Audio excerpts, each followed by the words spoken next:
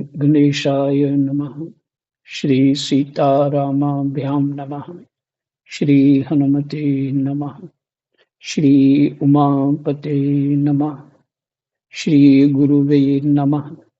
सब संतन की जय जय। जय जय सीताराम। राधे श्याम।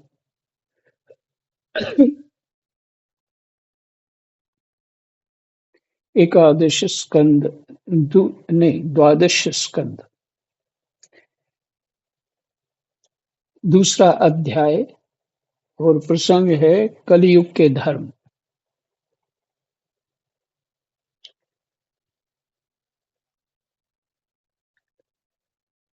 कलयुग के राजाओं का वंश आपने सुना और अभी है कलयुग के धर्म।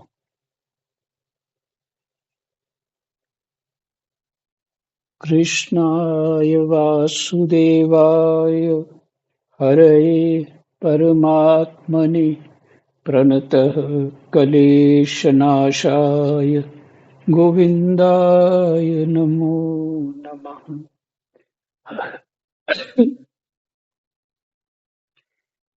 श्री सुखदेव जी कहते हैं, परीक्षित, समय बड़ा बलवान है। ज्यों-ज्यों घोर कलयुग आता जाएगा, त्यों-त्यों उत्तरोत्तर धर्म, सत्य, पवित्रता, क्षमा, दया, आयु, बल और स्मरण शक्ति का लोप होता जाएगा।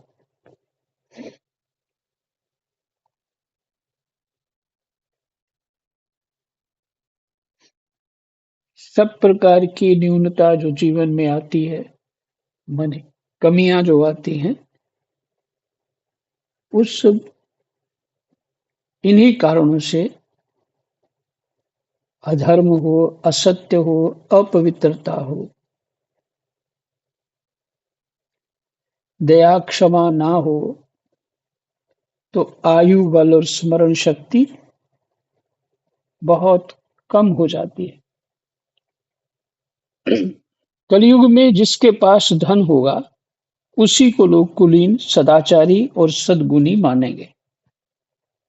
ये तो अभी भी हो रहा।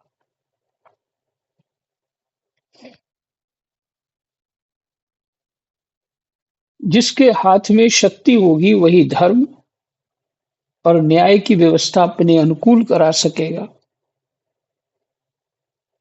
ये भी हो रहा है।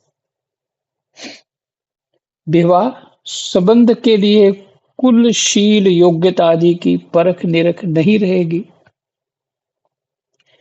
युवक युवती की पारस्परिक रुचि से ही संबंध हो जाएगा।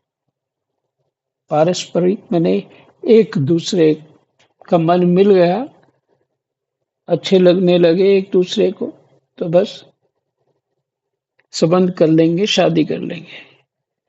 कौन किस योग्यता है कि नहीं है, संबंध करने पे रक्त पे क्या प्रभाव पड़ेगा, तुम्हारी संतान कैसी होगी, इन सब बातों का विचार नहीं करेंगे।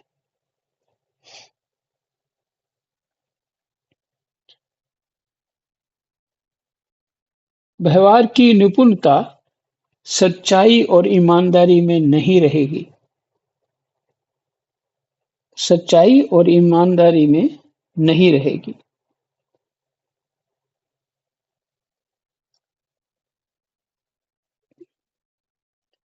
व्यवहार की निपुणता जो भी नहीं होगी, सच्चाई और ईमानदारी भी नहीं होगी। जो जितना छल कपट कर सकेगा, वह उतना ही व्यवहार कुशल माना जाएगा। बिल्कुल उल्टा होगा धर्म के।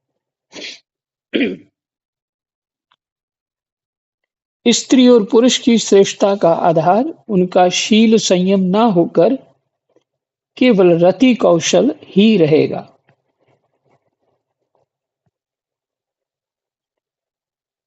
ब्राह्मण की पहचान उसके गुण स्वभाव से नहीं, यज्ञोपवीत से हुआ करेगी। ब्राह्मण के बहुत नियम हैं। मैंने बताया ब्राह्मण एक बार शराब पी ले तो उसको कोई क्षमा नहीं है। और जातियों के लिए ऐसा नहीं है। बाकी जातियों को इतना नहीं दंड जैसे ब्राह्मण के लिए इतना। उसको संयम, नियम सब कुछ करना पड़ेगा।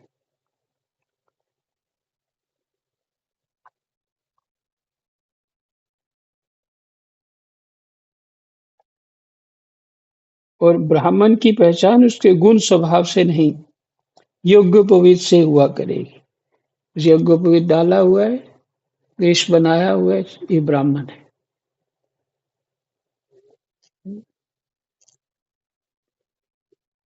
एक बोलते हैं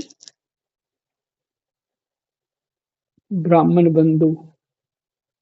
ब्राह्मण बंधु होता है जो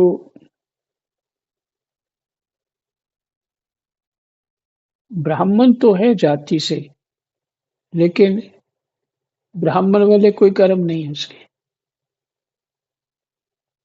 ना यज्ञोपवीत धारण करता है, ना ही शास्त्रों का अध्ययन है, और ना ही संध्या तर्पण आदि जीवन में उसके साधना कोई है। ऐसा नहीं होता। ब्राह्मण तो वो भी होते हैं, लेकिन उसको ब्राह्मण बंधु कहते हैं।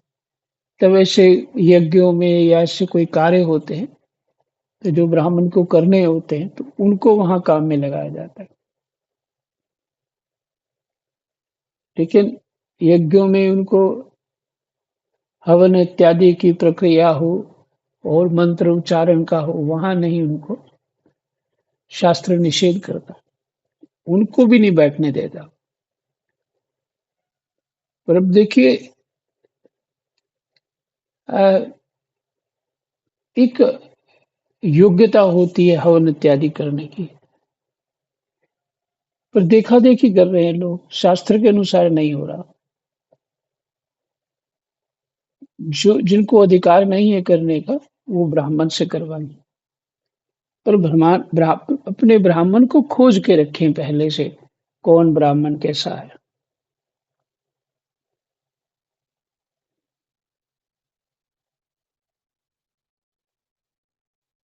वस्त्र, दंड, कमंडलू आदि से ब्रह्मचारी, सन्यासी आदि आश्रमियों की आश्रमधारियों की पहचान होगी, और एक दूसरे का चिन्ह स्वीकार कर लेना ही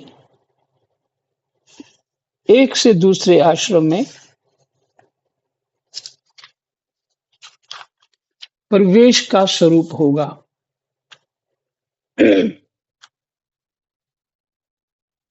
हम्म, खाली वेश, ये मान के चलिए, खाली वेश। जैसे ब्रह्मचारी है तो ब्रह्मचर्य के जो नियम है उसके पूर्ण हुए नहीं, और किसी ने उसको वैरागी बना दिया, तो उसका वेश वैरागी का अलग होता है। तो और और उसने देखा कि ये सन्यासी हो जाता हूँ, फिर सन्यासी हो गया।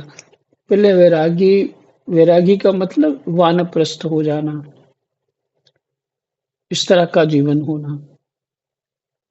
वैष्णव लोग जो हैं वैरागी श्रेणी में आते हैं, और ऋषि परंपरा के पालन करते हैं। और सन्यासी तो सब कुछ सन्यास कर देता है, सब कुछ परमात्मा में अर्पण कर देता है। केवल भेष धारण कर लेंगे और अंदर गुण वैसे नहीं होंगे, ये कलयुग का प्रभाव है। जो घूस देने या धन खर्च करने में असमर्थ होगा, उसे अदालतों से ठीक ठीक न्याय ना मिल सकेगा। असमर्थ होगा, नहीं मिल सकेगा। जो बोल चाल में जितना चालाक होगा, उसे उतना ही बड़ा पंडित माना जाएगा।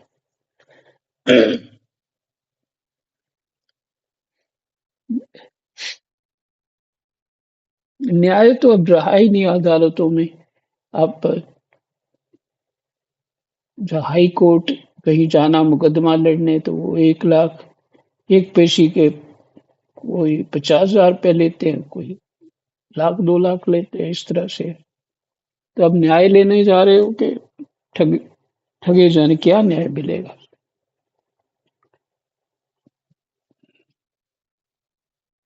तो ये व्यवस्था तो बिल्कुल लूट-मार की है अब तो। जो बोलचाल में जितना चालाक होगा, उसे उतना ही बड़ा पंडित माना जाएगा कि ये बड़ा बुद्धिमान है। असाधुता की अर्थात दोषी होने की एक ही पहचान रहेगी, गरीब होना। जो जितना अधिक दंभ पाखंड कर सकेगा, उसे उतना ही बड़ा साधु समझा जाएगा।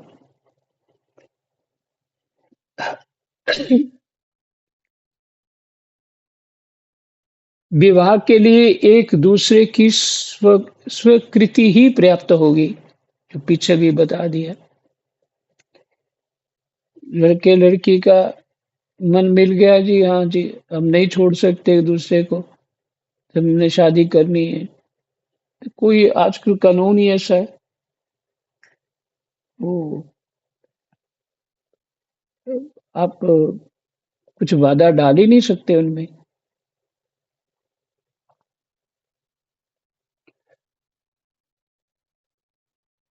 शास्त्रीय विधि विधान की, संस्कार आदि की कोई आवश्यकता ना समझी जाएगी।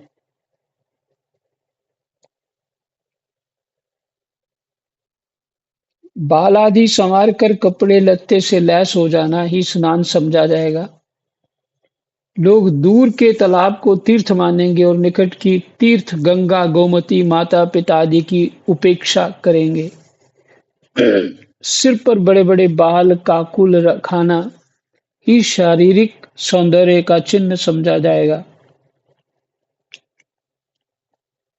और जीवन का सबसे बड़ा पुरुषार्थ होगा अपना पेट भर लेना। जो जितनी ढिठाई से बात कर सकेगा, उसे उतना ही सच्चा समझा जाएगा। योग्यता चतुराई का सबसे बड़ा लक्षण ये होगा कि मनुष्य अपने कुटुंब का पालन कर ले। धर्म का सेवन यश के लिए किया जाएगा। हुँ,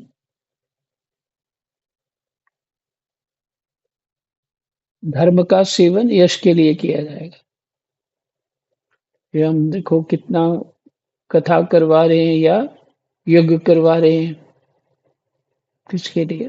लोग हमें समझें, जानें। तो किसके लिए हो गया? यश के लिए। इस प्रकार जब सारी पृथ्वी पर दुष्टों का बोलबाला हो जाएगा, तब राजा होने का कोई नियम ना रहेगा। ब्राह्मण, क्षत्रिय, वैश्य अथवा शूद्रों में जो बलि होगा, वही राजा बन बैठेगा।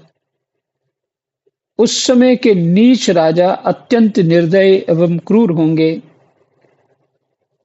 लोभी तो इतने होंगे कि उनमें और लुटेरों में कोई अंतर ना किया जा सकेगा। वे प्रजा की पूंजी एवं पत्नियों तक को छीन लेंगे। बिहार, यूपी में तो ऐसा हुआ, तो बंगाल में भी देखिए ऐसा ही है। उनसे डरकर प्रजा पहाड़ों और जंगलों में भाग जाएगी। उस समय प्रजा तरह-तरह के शाक, कंद-मूल, मांस, मधु, फल-फूल और बीज गुठली आदि खाकर अपना पेट भरेगी। कभी वर्षा ना होगी, सूखा पड़ जाएगा, तो कभी कर पर कर लगाए जाएंगे, में टैक्स पे टैक्स लगाए जाएंगे। कभी कड़ाके की सर्दी पड़ेगी, तो कभी पाला पड़ेगा, कभी आंधी चलेगी, कभी गर्मी पड़ेगी, तो कभी बाढ़ आ जाएगी। इन उत्पातों से तथा आपस के संघर्ष से प्रजा अत्यंत पीड़ित होगी, नष्ट हो जाएगी। लोग भूख प्यास तथा नाना प्रकार की चिंताओं से दुखी रहेंगे। रोगों से तो उन्हें छुटकारा ही ना मिलेगा। कलयुग में मनुष्यों की परमायु केवल 20 या 30 वर्ष की होगी। परमायु मैंने अंतिम, ज्यादा से ज्यादा। परीक्षित, कलिकाल के दोष से प्राणियों के शरीर छोटे-छोटे, क्षीण और रोगग्रस्त होने लगेंगे। वर्ण और आश्रमों का धर्म बतलाने वाला वेद मार्ग नष्ट प्रायः हो जाएगा। धर्म में पाखंड की प्रधानता हो जाएगी। राजे महाराजे डाकू लुटेरों के समान हो जाएंगे। मनुष्य चोरी, झूठ तथा निरपराध हिंसा आदि नाना प्रकार के कुकर्मों से जीविका चलाने लगेंगे। चारों वर्णों के लोग शूद्रों के समान हो जाएंगे। गौएं बकरियां गौएं बकरियों की तरह छोटी-छोटी और कम दूध देने वाली हो जाएंगी। वानप्रस्थी और सन्यासी आदि विरक्त आश्रम वाले भी घर गृहस्थी जुटाकर गृहस्थों का सा व्यवहार करने लगेंगे। जिनसे वैवाहिक संबंध है, उन्हीं को अपना संबंधी माना जाएगा। धान, जौ, गेहूं आदि धान्यों के पौधे छोटे-छोटे होने लगेंगे।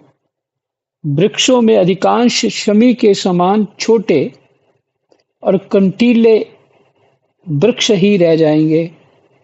बादलों में बिजली तो बहुत चमकेगी, परंतु वर्षा कम होगी।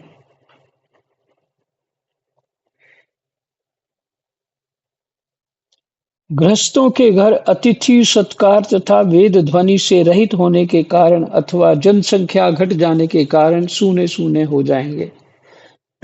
परीक्षित, अधिक क्या कहें, कलयुग का अंत होते-होते मनुष्यों का स्वभाव गधों जैसा दुस्सह बन जाएगा। कलयुग के अंत होते-होते लोग प्रायः घर गृहस्थी का भार ढोने वाले और विषयी हो जाएंगे। ऐसी स्थिति में धर्म की रक्षा करने के लिए सत्व गुण स्वीकार करके स्वयं भगवान अवतार ग्रहण करेंगे। प्रिय परीक्षित, सर्वव्यापक भगवान विष्णु सर्वशक्तिमान हैं। वे सर्वस्वरूप होने पर भी चराचर जगत के सच्चे शिक्षक सद्गुरु हैं। वे साधु सज्जन पुरुषों के धर्म की रक्षा के लिए उनके कर्म का बंधन काटकर उन्हें जन्म मृत्यु के चक्र से छुड़ाने के लिए अवतार ग्रहण करते हैं। उन दिनों शंभल ग्राम में विष्णु यश नाम के एक श्रेष्ठ ब्राह्मण होंगे। उनका हृदय बड़ा उदार एवं भगवत भक्ति से पूर्ण होगा। उन्हीं के घर कल्कि भगवान अवतार ग्रहण करेंगे। श्री भगवान ही अष्ट सिद्धियों के और समस्त सद्गुणों के एकमात्र आश्रय हैं। समस्त चराचर जगत के वे ही रक्षक और स्वामी हैं। वे देवदत्त नामक शीघ्रगामी घोड़े पर सवार होकर दुष्टों को तलवार के घाट उतारकर ठीक करेंगे।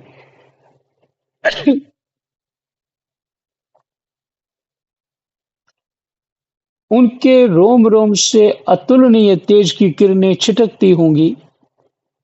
वे अपने शीघ्रगामी घोड़े से पृथ्वी पर सर्वत्र विचरण करेंगे और राजा के वेश में छिपकर रहने वाले कोटि-कोटि डाकुओं का संहार करेंगे। राजाओं को ही पकड़ेंगे पहले।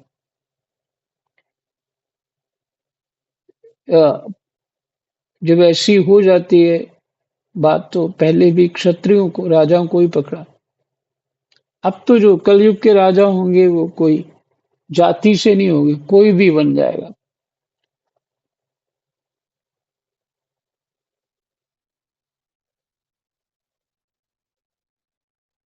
प्रिय परीक्षित, जब सब डाकुओं का संहार हो चुकेगा, तब नगर की और देश की सारी प्रजा का हृदय पवित्रता से भर जाएगा। तब नगर की और देश की सारी प्रजा का हृदय पवित्रता से भर जाएगा।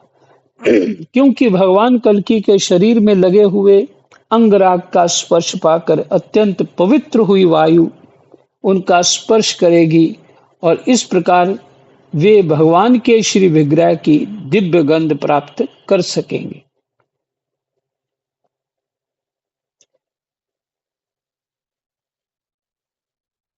भगवान और देवता सबके हृदय में है ना, तो भगवान जो चाहेंगे वही होगा।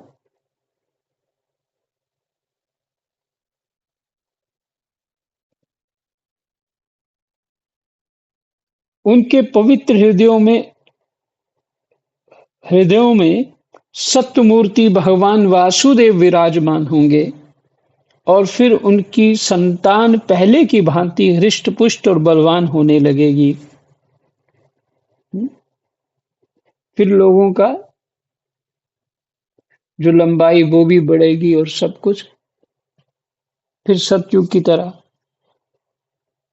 प्रजा के नयन मनो प्रजा के नयन मनोहारी हरि ही धर्म के रक्षक और स्वामी हैं। वे ही भगवान जब कल्कि के रूप में अवतार ग्रहण करेंगे, उसी समय सत्य युग का प्रारंभ हो जाएगा, और प्रजा की संतान परंपरा स्वयं ही सत्वगुण से युक्त हो जाएगी। जिस समय चंद्रमा, सूर्य और बृहस्पति एक ही साथ कुख्य नक्षत्र के प्रथम पल में प्रवेश करते हैं, एक राशि पर आते हैं, उसी समय सतयुग का प्रारंभ होता है। ज्योतिष के अनुसार वो समय ऐसा होगा।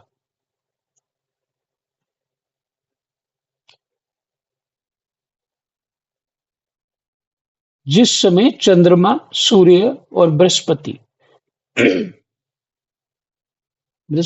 गुरु देवताओं के एक ही समय एक ही साथ पुख्य नक्षत्र के प्रथम पल में प्रवेश करते हैं, एक राशि पर आते हैं, उसी समय सतयुग का प्रारंभ होता है। परीक्षित, चंद्रवंश और सूर्यवंश में जितने राजा हो गए हैं या होंगे, उन सबका मैंने संक्षेप से वर्णन कर दिया। तुम्हारे जन्म से लेकर राजा नंद के अभिषेक तक 1115 वर्ष का समय लगेगा।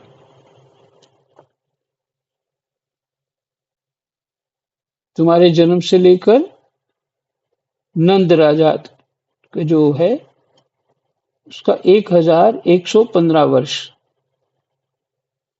जिस समय आकाश में सप्तऋषियों का उदय होता है, उस समय पहले उनमें से 2 ही तारे दिखाई पड़ते हैं।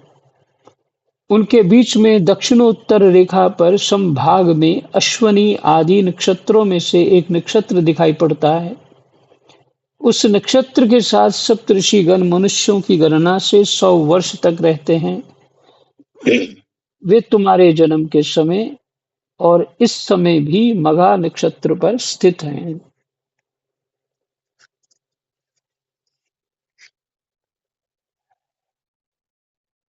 स्वयं सर्वव्यापक सर्वशक्तिमान भगवान ही शुद्ध सत्वमय विग्रह के साथ श्री कृष्ण के रूप में प्रकट हुए थे। वे जिस समय अपनी लीला संवरण करके परम धाम को पधार गए, उसी समय कलयुग ने संसार में प्रवेश किया। उसी के कारण मनुष्यों की मति गति पाप की ओर ढुलक गई। जब तक लक्ष्मीपति भगवान श्री कृष्ण अपने चरण कमलों से पृथ्वी का स्पर्श करते रहे, तब तक कलयुग पृथ्वी पर अपना पैर न जमा सका। परीक्षित, जिस समय सप्तऋषि मघा नक्षत्र पर विचरण करते रहते हैं, उसी समय कलयुग का प्रारंभ होता है। कलयुग की आयु देवताओं की वर्ष गणना से 1200 वर्षों की, अर्थात मनुष्यों की गणना के अनुसार 4,32,000 वर्ष की है कलयुग की आयु।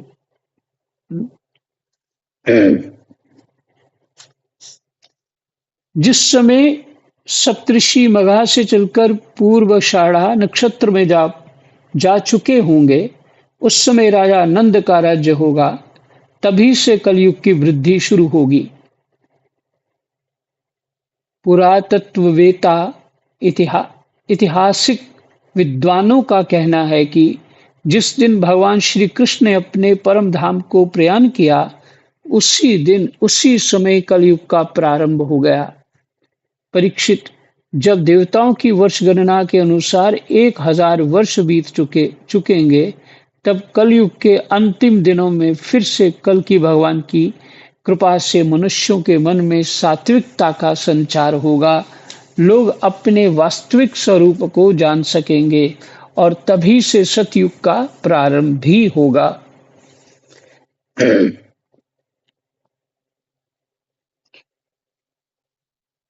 तीन युगों का जो समय होता है, हमारे प्रारब्ध कर्मों को काटने के लिए ही होता है। सुख दुख जो होता है, प्रारब्ध कर्मों को काटने के लिए होता है।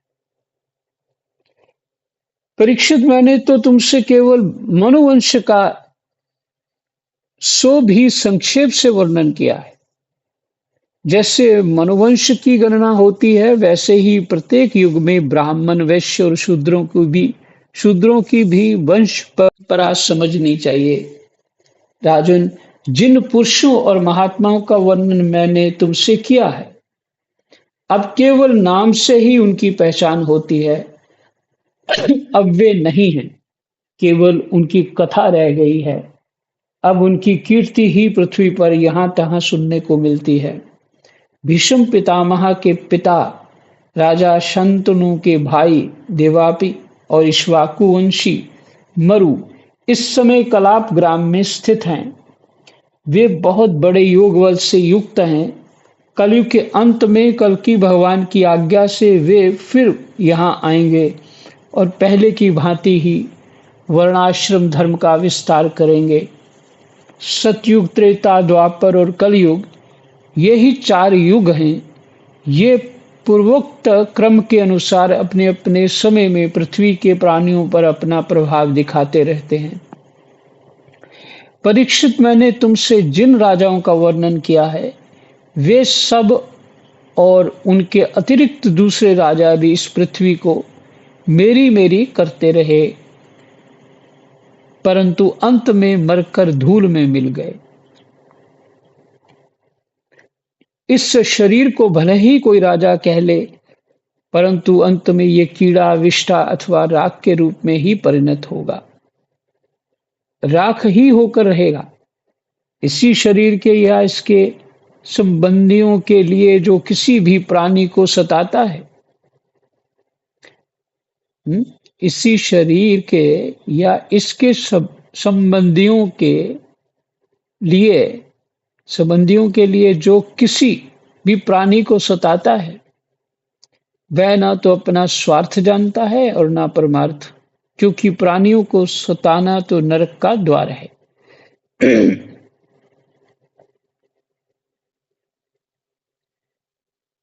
अपने लिए या अपनों के लिए दूसरों को सताना ही नरक का द्वार है। वे लोग यही सोचा करते हैं कि मेरे दादा परदादा इस अखंड भूमंडल का शासन करते थे, अब ये मेरे अधीन किस प्रकार रहे और मेरे बाद मेरे बेटे पोते, मेरे वंशज किस प्रकार इसका उपयोग करें। वे मूर्ख इस आग, पानी और मिट्टी के शरीर को अपना आपा मान बैठते हैं और बड़े अभिमान के साथ ढींग हाँकते हैं कि यह पृथ्वी मेरी है। अंत में वे शरीर और पृथ्वी दोनों को छोड़कर स्वयं ही अदृश्य हो जाते हैं। प्रिय परीक्षित, जो नरपति बड़े उत्साह और बल पौरुष से इस पृथ्वी के उपभोग में लगे रहे, उन सबको काल ने अपने विकराल गाल में धर दबाया। अब केवल इतिहास में ही उनकी कहानी ही शेष रह गई है। आपसे कई बार चर्चा हुआ कि राजा लोग इसी बुद्धि से अपना राज्य करते हैं जो यहाँ वर्णन है, और ऋषि लोग इसके विपरीत कुछ भी नहीं चाहते, सबको अपना मानते हैं या किसी को भी अपना नहीं मानते। ऐसी समस्थिति होती है उनकी। तो और जो शारीरिक सुख है, उनका तो बहुत परहेज करते हैं। इसलिए उन्होंने अभ्यास ही ऐसा कर लिया होता है कि जो शरीर का सुख दुख उन्हें व्यापता ही नहीं है।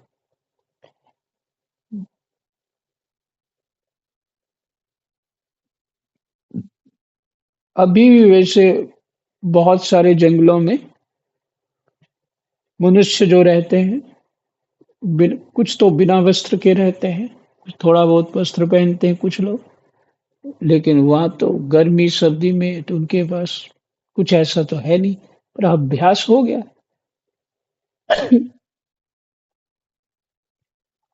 और अपने उसी स्थिति में मस्त है। जय जय सीताराम, राधे श्याम। हमारा दूसरा अध्याय विश्राम हुआ। आपने कलयुग के धर्म सुने कि कलयुग ऐसा है,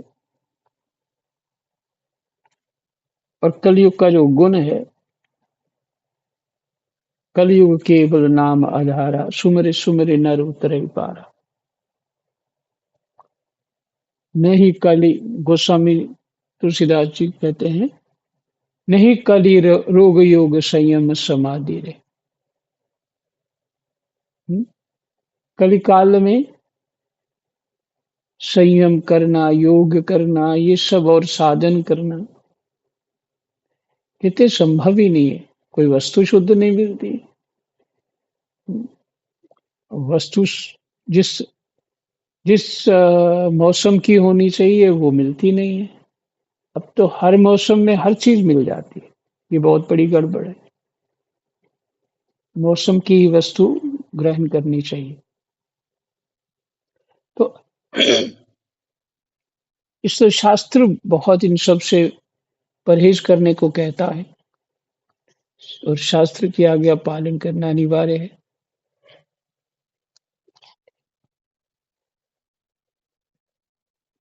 तो नाम जप कलयुग का विशेष साधन है। तो जहां तक बन सके पूर्ण सच्चाई से जीवन अपना यापन करे, यही तप है। हुँ? अपने हृदय में सच्चाई से व्यवहार करे। कुछ सोचे ही नहीं किसी दूसरे प्रति ये कैसा है, ये मत सोचिए। अपना व्यवहार ठीक रखिए बस।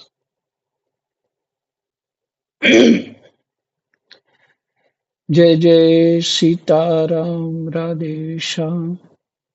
कृष्णाय वासुदेवाय,